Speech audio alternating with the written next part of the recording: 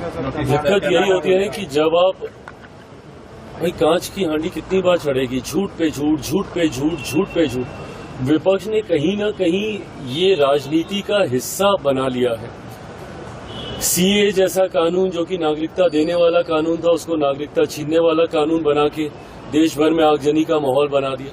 पूरे लोकसभा का चुनाव ये लोग कहते रह गए कि तीसरी बार मोदी की सरकार आ जाएगी तो आरक्षण छीन लिया जाएगा, संविधान खत्म कर दिया जाएगा, लोकतंत्र की हत्या हो जाएगी। साल भर हो गया, मुझे बताइए कहाँ का संविधान खत्म हुआ, या कौन से लोकतंत्र की हत्या हो गई, या किसका आरक्षण छीन लिया गया। सीए में बताइए मुझे किस मुसलमान की नागरिकता छीनी गई। अब उसी तरीके से एसआईआर को लेकर, और भैया ये किसके कहने पे किया जा रहा है? ये आप ही के कहने पे तो किया जा रहा है। आज भी राहुल गांधी जी ने प्रेस कॉन्फ्रेंस की और कहाँ कर्नाटका का और कहाँ का वो उदाहरण दे रहे थे। तो भैया कर्नाटका में किसकी सरकार है? आप कहना क्या चाह रहे हैं, नहीं तो समझ के परे।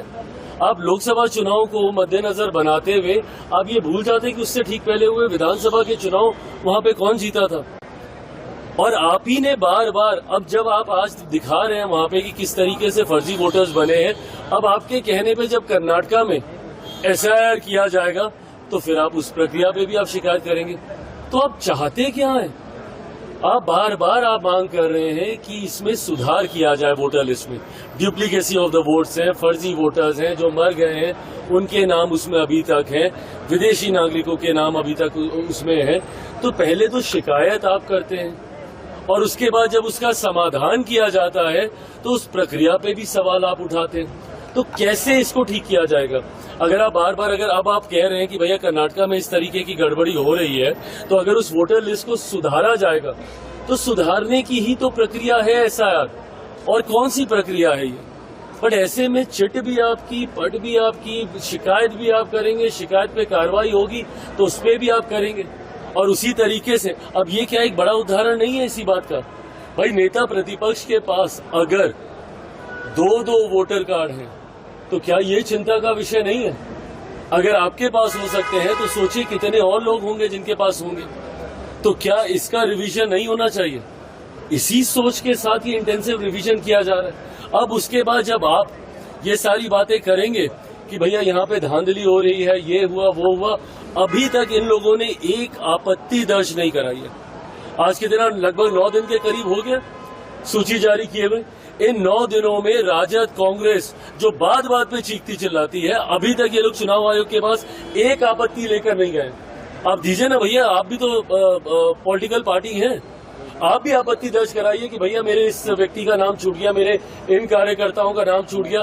दीजिए, 5 ही आदमी का दीजिए, 10 ही आदमी का दीजिए। तो साइड के ऊपर पूरे नाम है जिन लोगों के नाम को डिस्क्वालीफाई किया गया है, उनको पर्सनली हैंड डिलीवर, उनके घरों पे उनको नोटिस भेजा गया है। उसके बाद भी अगर आपको किसी तरीके की शिकायत है तो 3 बार आप उसमें अपील कर सकते हैं। 3 स्तर पे अपील की व्यवस्था है। तो अब इससे ज्यादा ट्रांसपेरेंट कोई और प्रक्रिया क्या होगी? पर अगर उसके बाद भी अगर आपको सिर्फ इल्जाम ही लगाना है, सिर्फ आपको हंगामा ही खड़ा करना है, सिर्फ सदन ना चले ये गतिरोध करना है, और सबसे बड़ी बात आपको बहाना ढूंढना है। अभी 3 महीने के बाद जब नवंबर में बिहार में परिणाम आएंगे, चुनाव ये लोग हारेंगे, तो भाई किसके ऊपर ठीकरा फोड़ेंगे? अब इनको ईवीएम याद नहीं आता, अब सारी ईवीएम मशीनें ठीक हो गई हैं, अब इनको वोटर लिस्ट दिखती है। चुनाव में एक ही समय पे 2 जगह चुनाव होते हैं। झारखंड का चुनाव ये लोग जीत जाते हैं तो झारखंड ठीक है, बट वहीं ये लोग महाराष्ट्र का चुनाव हार जाते हैं तो अभी तक हम लोग को सुनाया जाता है कि भाई आप लोगों ने वोटर लिस्ट में धांधली की इसलिए आप लोग वो जीते। तो भैया धांधली वहां हो रही थी तो झारखंड में क्यों नहीं हो रही थी?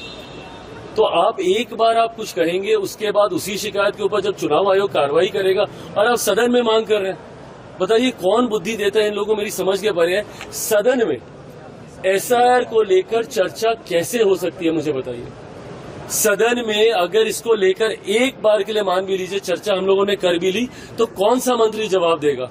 एक बार नेता प्रतिपक्ष बिहार और केंद्र दोनों में से कोई एक इस बात का जवाब दे दे कि वो लोग जवाब किस मंत्री से चाहते हैं।